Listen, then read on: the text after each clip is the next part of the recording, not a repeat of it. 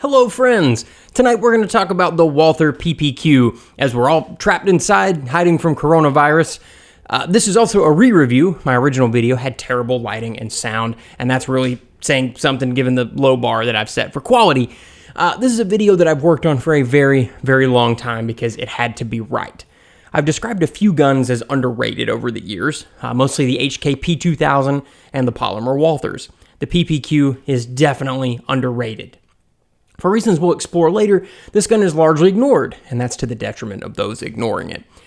I'm reminded of cult movies that didn't do well during their initial run or sort of misunderstood by critics. Several of Stanley Kubrick's now most famous films didn't review as masterpieces at the time of their initial release, yet now we revere those movies as almost divine constructions of celluloid built by the bearded wizard of cinema. 2001, The Shining, Eyes Wide Shut, these movies were polarizing upon release, yet are now seen as the highest expression of the art form. A far cry from every Star Wars movie made after 1983, which are probably the lowest expressions of the art form. And it is the loss of those who don't recognize movies like Kubrick's for what they are when they first see them, to miss out on that moment in the theater when you realize that you are in the presence of greatness. I'm afraid that the PPQ will have such a reputation. Sure, people buy them. I'm not saying that they don't sell, but they aren't as popular as their competitors, not even close. And so Walther is always offering a sale or a special deal or a return program to try and entice new customers. This has led a few folks to see the PPQ as a budget gun. I was at the gun store admiring a PPQ M1, or the Classic, you may hear it called, debating whether or not I wanted to add a PPQ with paddles to my safe. A guy who was browsing by the counter as well, he looked at me and said, "That's a cheap gun. You need a Springfield XD instead. That's a real gun." Yeah, it's a real shitty gun, but that's how the PPQ is viewed by people who've clearly never fired one. Before we venture a guess as to why the PPQ struggles, let's talk about what it is. The PPQ is a relatively compact striker-fired pistol, a direct descendant of the awesome and groundbreaking P99. In many ways, this isn't a new pistol, so much as it's a Gen 2 or really a Gen 3 P99, depending on who you ask. The PPQ's claim to fame and chief selling point is the exquisite trigger. It's probably the best factory striker-fired trigger, if not the best, certainly one of the best.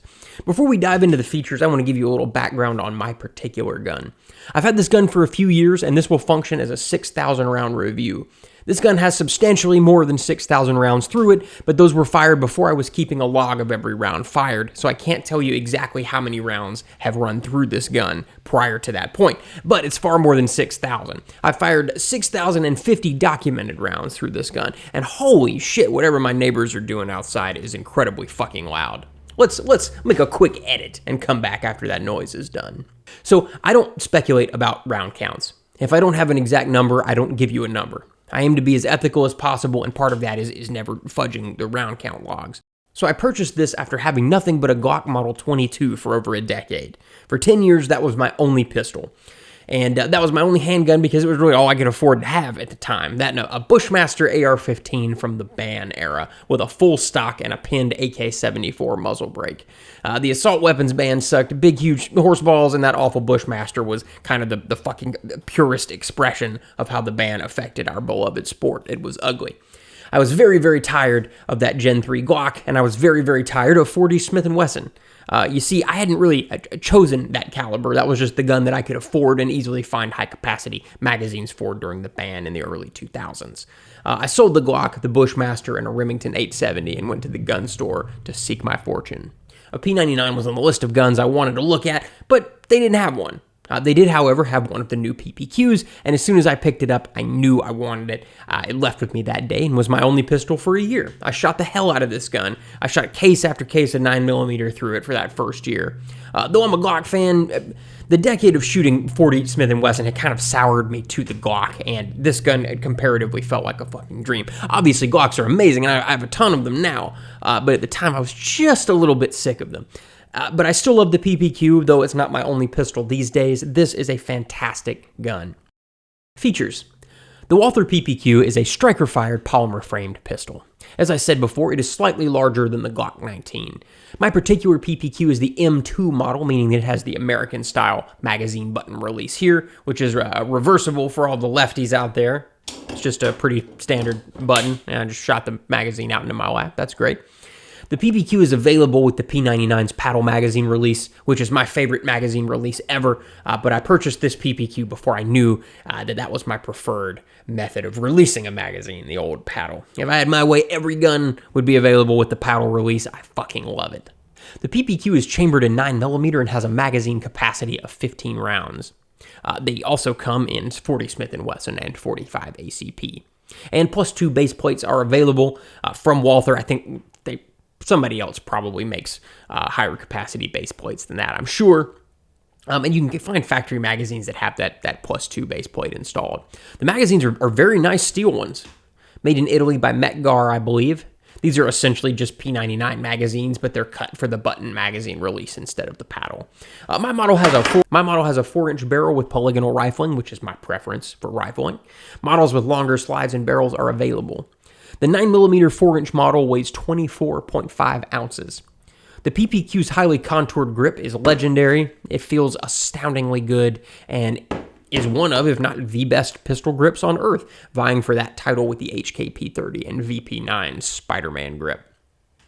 The slide release is ambidextrous, with a generously large lever on either side of the gun. It is very easy to use each of these levers as a true slide release. I actually use my slide releases as slide releases. I used to do the over-the-top thing, but now I've just taken to the button. It's a little bit faster. The PPQ has 3 accessory rail slots, as you can see, and every light I've tried will fit on this gun. Even the huge ones like the Surefire X300, which felt great with this gun. The PPQ has front and rear cocking serrations, and they're just the right depth and grippiness. They just feel really, really good. You might not like front serrations, but I certainly do. You can see that the slide has a sort of pyramid shape to cut down on weight, and it makes the gun less squarish than some competing designs. The PPQ comes stock with adjustable 3-dot polymer sights. Folks tend to not like these stock sights, but Glocks come with non-adjustable plastic sights, and these you can at least adjust for windage. They work fine and they keep the weight of the gun down. That said, you'll notice that I replaced mine. We'll talk about what I installed and why later. The PPQ's finish is classic Tenifer. Tenifer, in addition to sounding like the name of a legendary small-town trailer park beauty, is the most durable pistol finish that I've ever come across. Tenifer is very, very durable, and it's tough to even scratch the finish. I've had this gun for years, and there's scarcely a mark on it. It's fucking nuts. And last of all, the trigger. The PPQ has the traditional trigger safety that you find on most striker-fired pistols. The P99, on the other hand, has a smooth trigger face because the trigger mechanism of that gun makes a trigger safety. It's pretty much unnecessary. To describe the PPQ's trigger, we need to talk about the P99 a bit. The P99 has 3 trigger modes. The first is a sort of double action pull, longer and heavier, but very smooth, in which the trigger draws the striker rearward and releases it. Like so. And you can see the striker moving through the hole in the back of the slide. It's got a little bit of red paint on the back to make it a little bit easier to distinguish what is the striker. Having that red paint also immediately tells you the condition of the striker. It's very clever. The second mode, anti-stress mode, has a long trigger pull with a lot of take-up, but the break is very light and crisp. So this is the anti-stress mode. Like so. So, it's very easy to draw the trigger rearward, but it's long. This works because the striker is pre-cocked. All we're doing when we pull the trigger is releasing the striker. We can see this happen again when we look at the back of the gun, pulling all the way through that. But the length of the trigger travel is still the same length as it is in the double action mode. The third trigger mode releases the pre-cocked striker, but the trigger pull is very short, light, and crisp with minimal take-up. Every shot but the first is going to have this pull.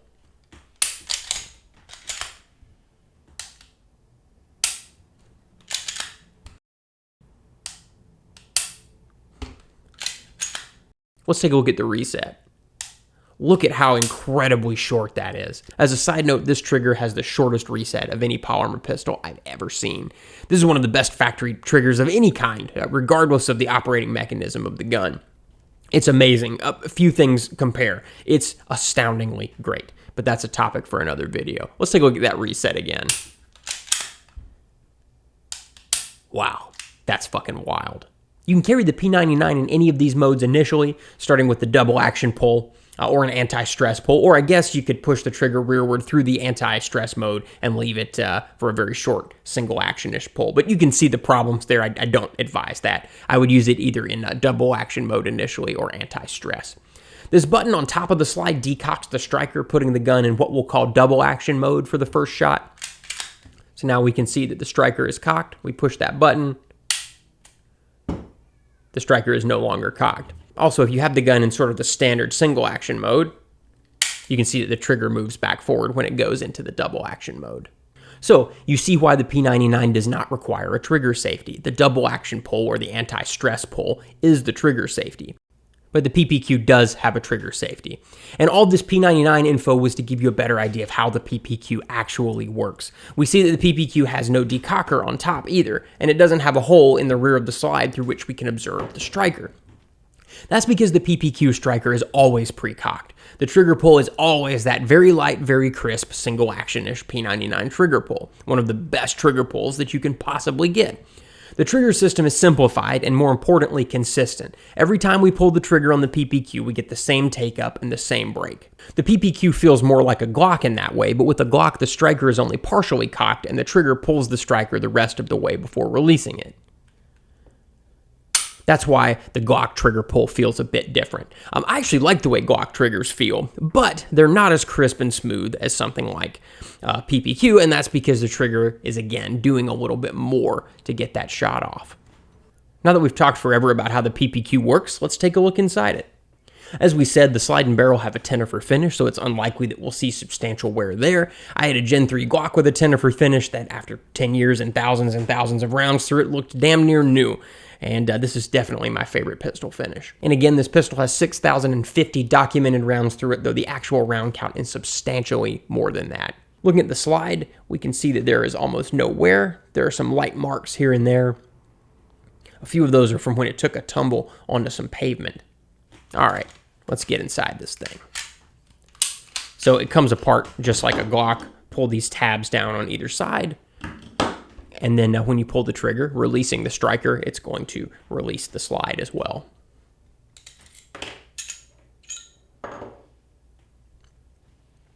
I've noticed that with tenifer, if you lube a surface that's going to be under friction with the lightest coat of oil, it'll show almost no wear.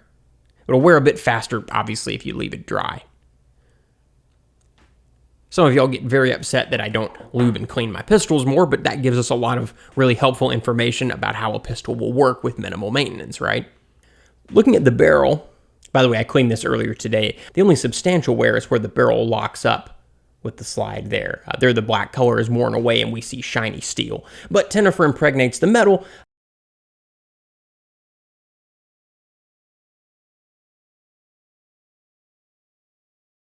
So that's why we don't see even more wear than we do. Still, that lockup point is not significantly worn, compared to some other guns I've seen, but there's no color left. Still, it's the most significant wear we see on the barrel. Underneath the barrel, the color's thinning in the usual place, just what you'd expect. That's probably where the recoil spring is rubbing up against the barrel.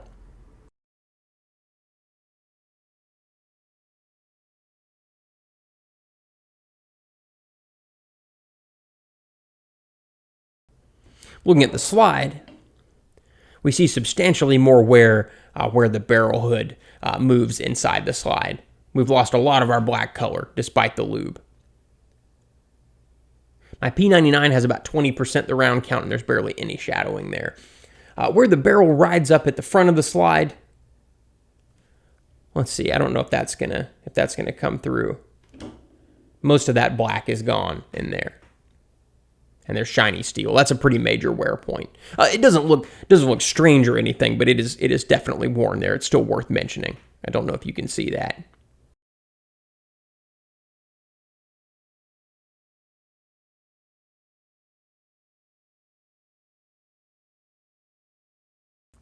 Moving back, there's where the barrel hood rides against the walls of the slide in there. Again, not abnormal wear, but it's worth mentioning. And where the breech face moves against the barrel during lockup, there's a lot of wear there. Probably more than anywhere else, actually. Look at that. I'll try to include some pictures, maybe. That's pretty significant.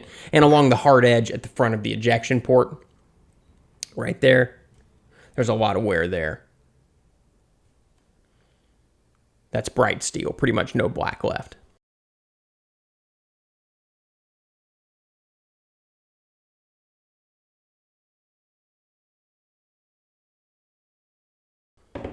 Looking at the frame, now it's in great shape. Though there is substantial wear on the frame walls as to be expected at this round count. Nothing too crazy there.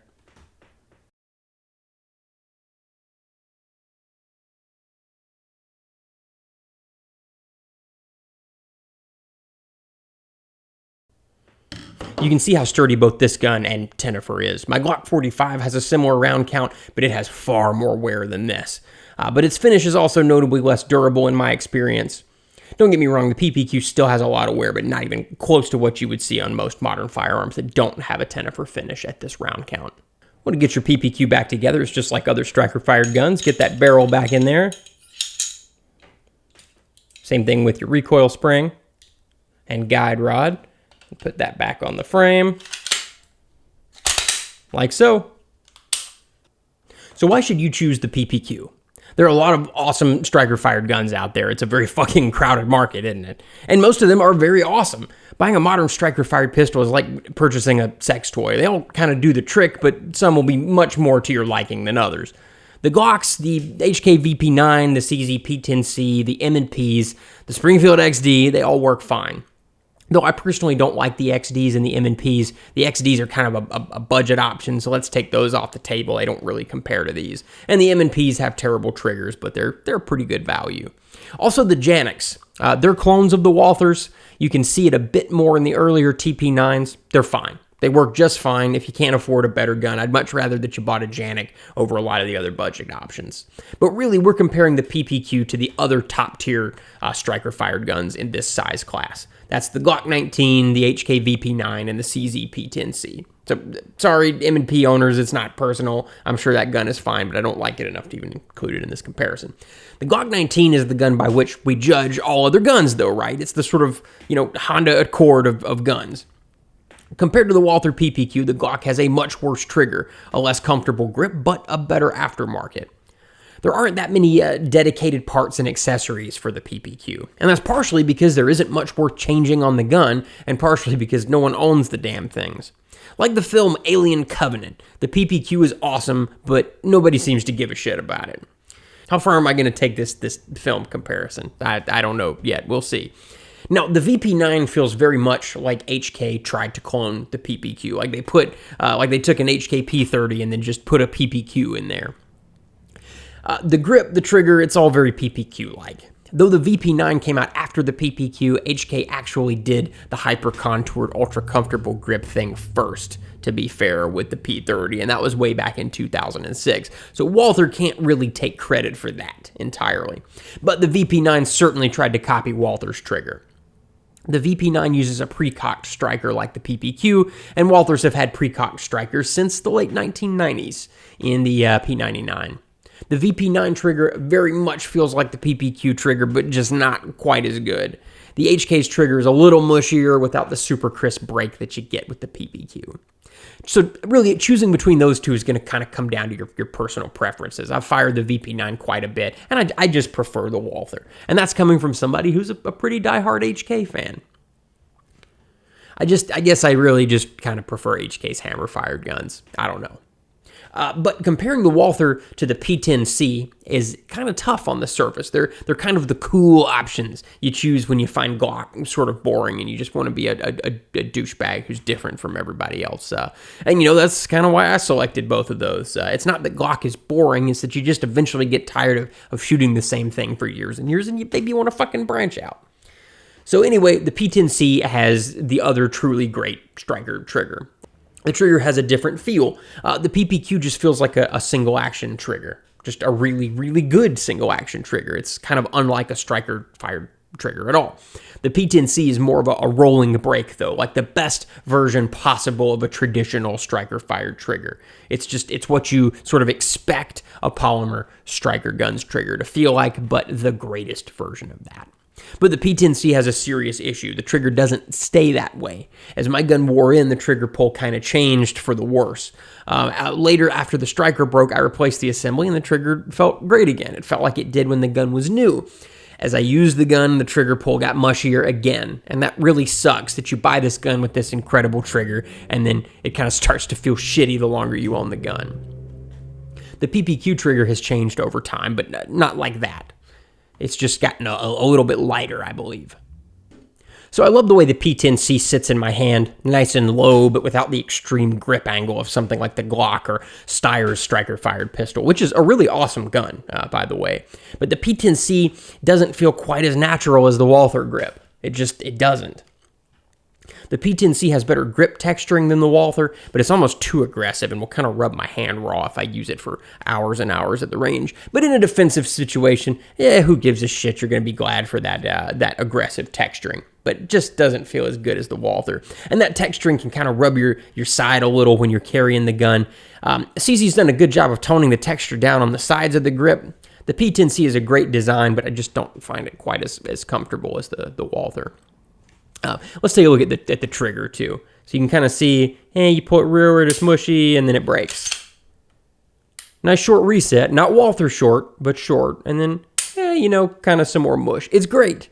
Again, if I had never felt the Walther, this would probably be the best striker-fired trigger. And when this gun is new, before it gets worn in and mushy like that, it's damn good. It just doesn't stay that way. My P10C has also been less reliable than my Walther. We'll talk about the PPQ's performance in greater detail later, but it is damn durable, and the P10C has not been quite so perfect. Worth noting, I prefer how low and precise the CZ sights are. You feel almost superhuman with these. They're amazing. The stock Walther sights are a little bigger and faster to acquire. They're also adjustable, but they don't give you that fine precision. You can probably tell, I absolutely love the P10C, but I much prefer the Walther. The P10C was my absolute favorite striker-fired pistol for a long time, but that position is now held by the Walther or the Glock 45, depending on the day, and it's really just because this thing is not as reliable. If it had been just as reliable as the Walther, this would be my favorite, but it's not.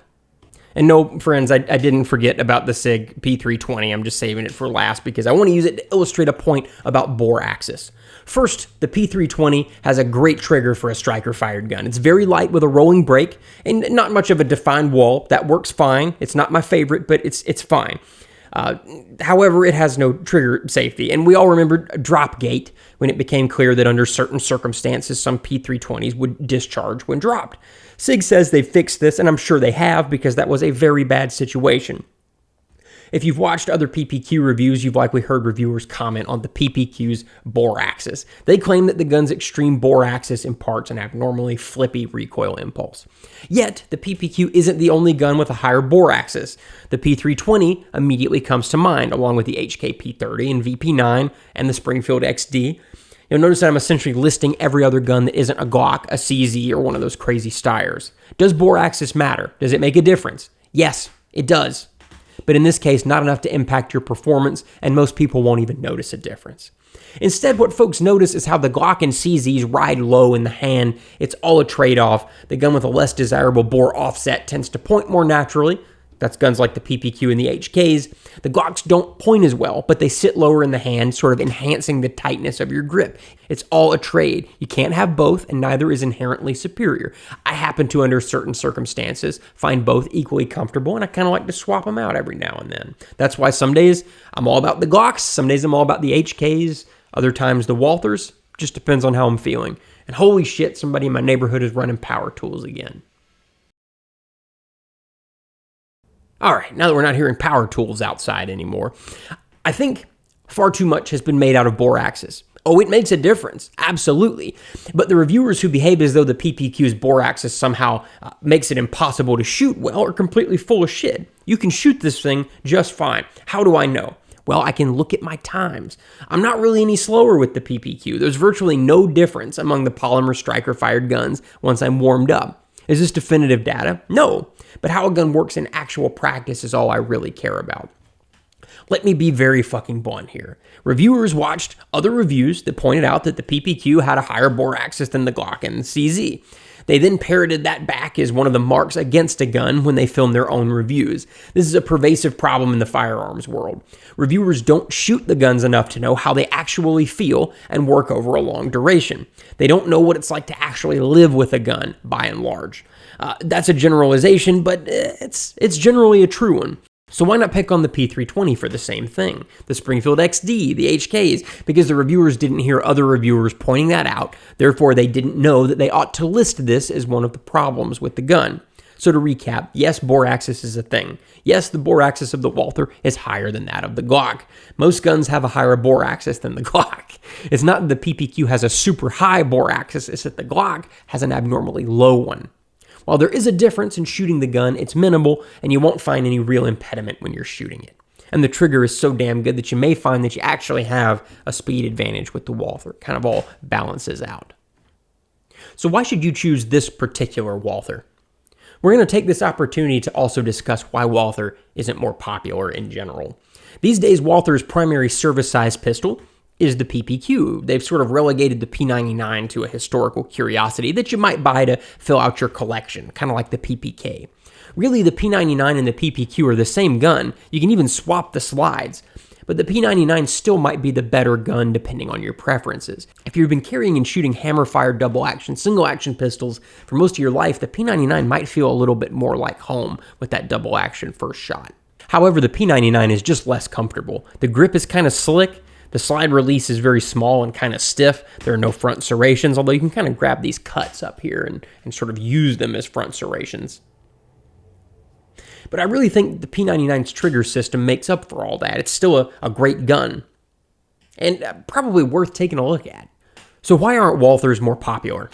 Walther hasn't been able to decide what it wants as a brand. Umarex is really the problem. You probably already know this, that there are really two tiers of Walther products. Walthers, and then the horse shit made by Umarex that still happen to bear the Walther banner. You see, Umarex owns Walther. Umarex is a maker of BB guns and shitty 22s that are made to look like better guns. Colts, HKs, and of course, Walthers. This shit is bad. I've seen two Umarex Walther 22s break catastrophically at the range. During a trip to a local indoor range, I heard a woman next to me shriek. I looked over and her P22's pot metal slide had fractured into several pieces while firing. God damn it, I would have shrieked too if that had happened to me. I owned a 22 PPK-S made by Umarex. It had a Zamak, or Zamak, however you say it, a Zamak slide, and was one of the worst purchasing decisions I've ever made. And that brings me to my point, that I thought I was getting Walther quality when I bought that 22 PPK, but instead I was getting Umarex quality, and no one wants that, or deserves that. Not even the worst person on earth deserves a fucking Umarex 22. It's like going in for surgery, and right before the anesthesia takes hold, you look up and see that your fucking dentist is going to be performing your surgery. Yeah, I mean, he sort of looks like a doctor, I guess, but he for damn sure isn't what you paid for. The Walther CCP has made things worse. This is a small centerfire pistol, the one with the piston. For whatever reason, white guys over the age of 45 compulsively buy that piece of shit, thinking they're purchasing a real Walther. They are instead getting a fine Umarex product with all of that excellent Umarex quality.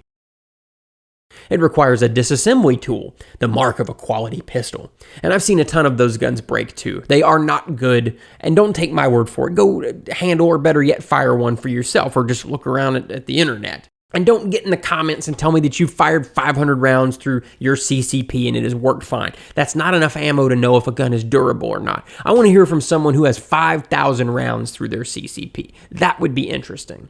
Then there were the now discontinued PPX and Creed pistols.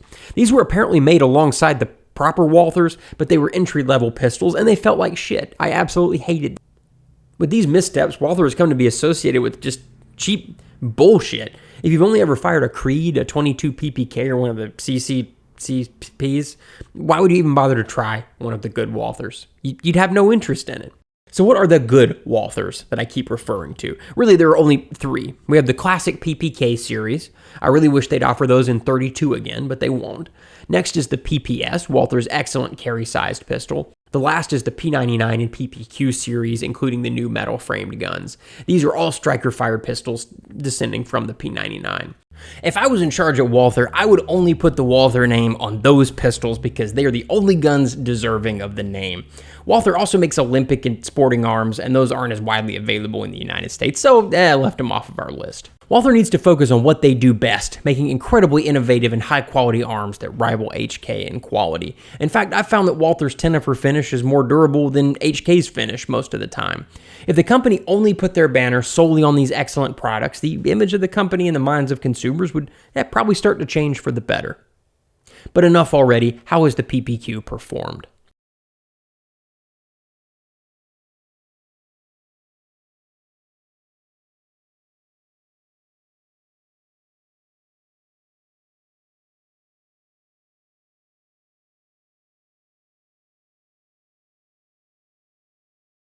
I fucking love this gun. The first thing that you notice about my particular gun is how durable the finish is. This gun has been heavily used, yet it doesn't look much different from the day I took it home. Tennifer is some wild shit. In my experience, no other finish is as durable. I had a Gen 3 Glock that wore in the same way, and by that I mean it didn't wear, no matter how much I used it. Meanwhile, I have a few newer guns with fancier, newer finishes that look much worse than this gun that I've had for years and shot the hell out of.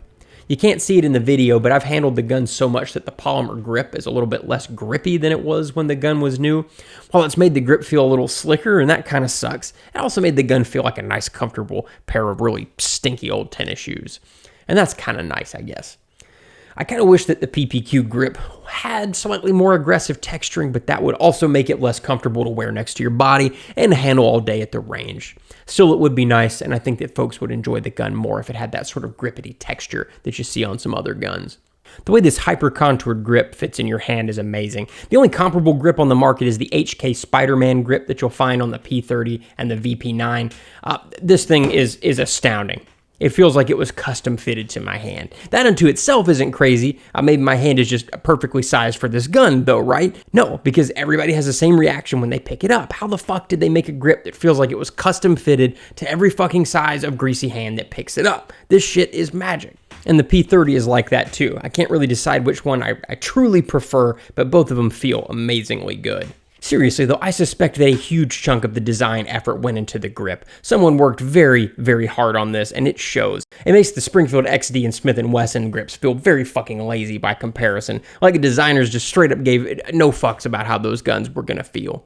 As we talked about earlier, the PPQ doesn't sit as low in your hand as something like the Glock, but this has its benefits. Coupled with the grip angle, this gun is easy to point and shoot. You are aware of the exact vertical angle of the muzzle at all times.